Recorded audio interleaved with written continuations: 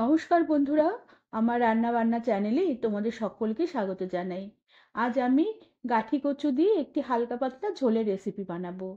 গরম গরম ভাতের সাথে এই গাঠি কচুর ঝোলের রেসিপিটি খেতে অপূর্ব লাগবে। রেসিপিটি তোমাদের সম্পূর্ণ দেখার অনুরোধ রইল। আর ভালো লাগলে একটি লাইক, শেয়ার আর সাবস্ক্রাইব করে দেবার অনুরোধ রইল। আর তার সাথে যারা আমার ফেসবুক পেজ থেকে দেখছো তাদেরও পেজটিকে ফলো করে দিয়ে ভিডিওটি লাইক শেয়ার করে দেবারও অনুরোধ রইল। আমি এখানে গাঠি কচু নিয়েছি। আর গাঠি কচুগুলোকে বেশ ভালো করে খোসা ছাড়িয়ে নিয়ে একটু ডুমো ডুমো করে কেটে নিয়েছি। এবার এই কচুর ওপরে আমি অল্প করে একটু নুনের ছিটে ছড়িয়ে দেব। আর এই নুনগুলো কচুর গায়ে বেশ ভালো করে মাখিয়ে নেব। আর মাখিয়ে কিছুক্ষণ এভাবে রেখে দেব। এরপর এই কচুগুলোকে বেশ ভালো করে 2 থেকে 3 বার ধুয়ে নেব। আর একটু ছাঁকনিতে বেশ ভালো করে জল ঝরিয়ে নেব। আর এভাবে একটু নুন মাখিয়ে কচুগুলোকে ধুয়ে নিলে কচুর গায়ে যে ল্যাটলেটে ভাব আছে সেই ল্যাটলেটে ভাবটা থাকবে না। রান্নার পরে কচুর তরকারিটা খেতেও বেশ ভালো লাগবে। আর তার সাথে বেশ কয়েকটা চিংড়ি মাছ বেশ ভালো করে বেছে ধুয়ে নিয়েছি।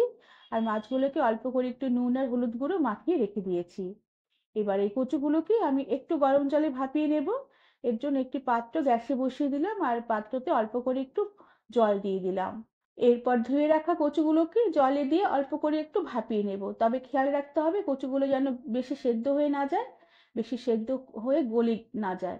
তাহলে কচু রান্না করতে গেলে এর স্বাদ একদম খারাপ হয়ে যাবে, তরকারি রান্নাটা ভালো হবে না। এরপরে আমি এই কচুর তরকারির জন্য একটু মশলা বানিয়ে নেব। এর জন্য মিক্সার জারের বাটিতে আমি একটি মিডিয়াম সাইজের টমেটো কুচি নিয়ে নিলাম। তার সাথে অল্প করে একটু আদা থেতো করে নিয়ে নিলাম। সাথে নিয়ে নিলাম খানিকটা ধনের গুঁড়ো, খানিকটা জিরের গুঁড়ো। তোমরা এখানে গোটা ধনে গোটা জিরে ব্যবহার করতে পারো। আর তার সাথে নিয়ে নিলাম ঝালের জন্য 2 কাঁচা লঙ্কা আর একটা শুকনো লঙ্কা। আর তার সাথে অল্প করে একটু কাশ্মীরি লঙ্কার গুঁড়ো দিলাম। আর সাথে অল্প করে জল দিয়ে সমস্ত মশলাগুলোকে বেশ ভালো করে মসৃণ করে পেস্ট করে রেখে দেব। এরপরে গ্যাসে একটি পরিষ্কার কড়া বসিয়ে দিলাম। আর কড়া বেশ ভালো করে গরম করে নেবার পরে কড়াতে পরিমাণ মতো তেল দিয়ে দিলাম। তেল বেশ ভালোভাবে গরম হয়ে উঠলে এবার আমি এই জল ঝরিয়ে রাখা সেদ্ধ করে রাখা কচুগুলোকে আমি এই তেলে দিয়ে দিলাম। এবার কচুগুলোকে একটু নেড়ে চেড়ে নেবার পরে কচুতে দিয়ে দিলাম সামান্য একটু নুন আর সামান্য একটু হলুদ গুঁড়ো। এবার এই কচুগুলোকে একটু নেড়ে চেড়ে নেব যাতে নুন আর হলুদ গুঁড়ো কচুর মধ্যে বেশ ভালোভাবে মিশে যায়। আর এরপরে বেশ ভালোভাবে কচুগুলোকে একটু ভেজে নেব। একটু লাল লাল করে কচুগুলোকে ভাজবো। এতে কচুর তরকারিটা রান্নার পরে স্বাদ বেশ ভালো হবে। আর কিছুক্ষণ কচুগুলোকে একটু লাল লাল করে ভেজে নেবার পরে আমি যে চিংড়ি মাছ নুন হলুদ মাখিয়ে রেখে দিয়েছিলাম এবার ওই চিংড়ি মাছগুলোকে দিয়ে দিলাম। এবার কচুর সাথে চিংড়ি মাছগুলোকে কিছুক্ষণ একটু নেড়ে চেড়ে নেব, তবে চিংড়ি মাছগুলো খুব একটা বেশিক্ষণ ভাজবো না। তেলের মধ্যে কচুর সাথে চিংড়ি মাছগুলোকে একটু নেড়ে চেড়ে নেবার পরে আমি সমস্ত চিংড়ি মাছ আর কচু একসাথে কড়া থেকে উঠিয়ে রেখে দিলাম। তবে তোমরা চাইলে চিংড়ি মাছটা প্রথমেই আলাদা করে ভেজে নিতে পারো, তবে চিংড়ি মাছ কখনো বেশি করে ভাজা যাবে না। তেলের মধ্যে একটু নেড়ে চেড়ে নিয়ে চিংড়ি মাছটা উঠিয়ে নিতে হবে। এরপরে আমি ওই কড়াতে অল্প করে একটু তেল দিয়ে দিলাম। আর তেলে আমি একটি তেজপাতা ছিঁড়ে ফোড়ন দিলাম আর খানিকটা গোটা জিরে ফোড়ন দিলাম। এবার তেজপাতা গোটা জিরে একটু নেড়ে চেড়ে নেব। ফোড়নটা একটু লাল লাল হয়ে এলে ফোড়নের সুন্দর একটা সুগন্ধ বেরোলে আমি যে মশলা বেটে রেখেছিলাম সে বাটা মশলা দিয়ে দিলাম। সাথে খানিকটা সেদ্ধ করা ছোলা দিয়ে দিলাম।